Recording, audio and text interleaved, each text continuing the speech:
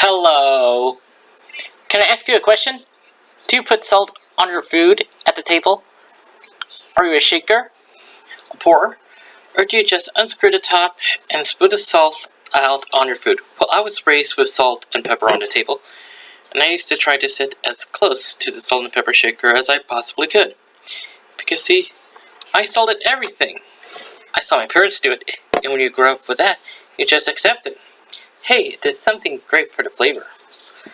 You could have ice get on my mashed potatoes. There was so much salt in them, and the gravy was practically solid with salt. That's how I liked it. I never tasted anything first.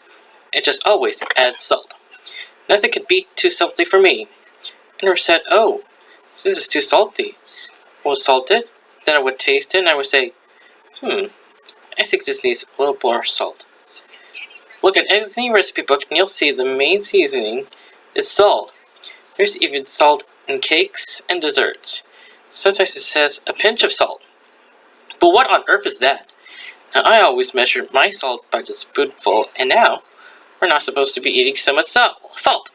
Why is it the things that taste good are always things we shouldn't eat? The reason we think salt tastes good is because that's what we're used to.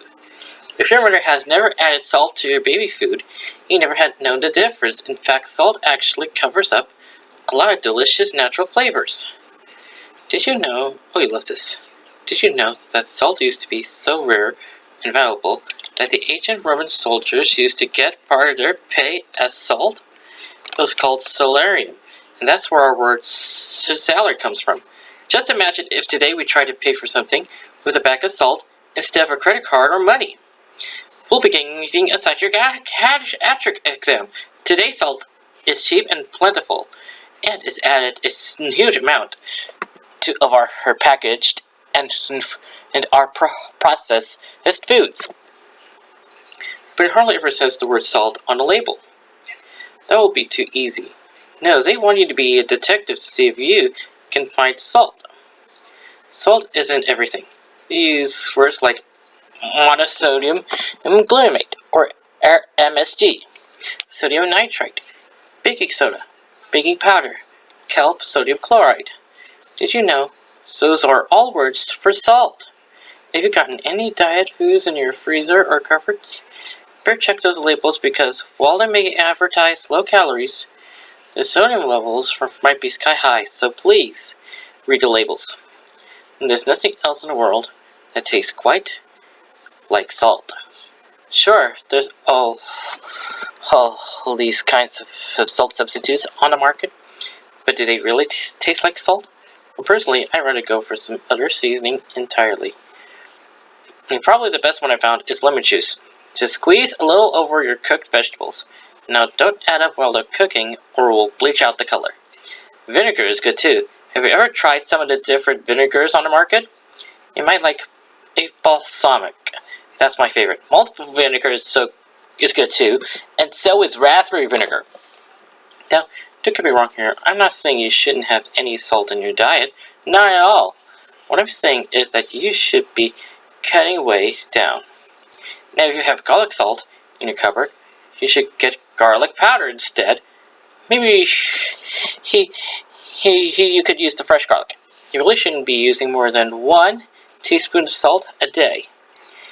Now that equals 2,000 milligrams, and adults should keep their sodium of salt intake between 1,100 and 3,300 milligrams per day. Your doctor has probably told you already about lowering your salt intake, especially if you have high blood pressure. Then it's really important to be extra cautious with salt, because as you know, high blood pressure can cause the risk of having a stroke, heart problems, and kidney disease. So get that salt shaker off the table. You know, there's lots of delicious salt-free seasonings and herbs on the market. How about today get all those herbs and spices out of your cupboard and go through them. First of all, if you have any of them for more than a year, well, they're not going to taste all that great. The flavors don't last forever, you know. You should keep your seasonings in a cool, dark place. Not one of those fancy racks over your stove where they get hot and damp every time you cook. If you really want to jazz up the flavors in your food, then grow some fresh herbs in your garden or in pots.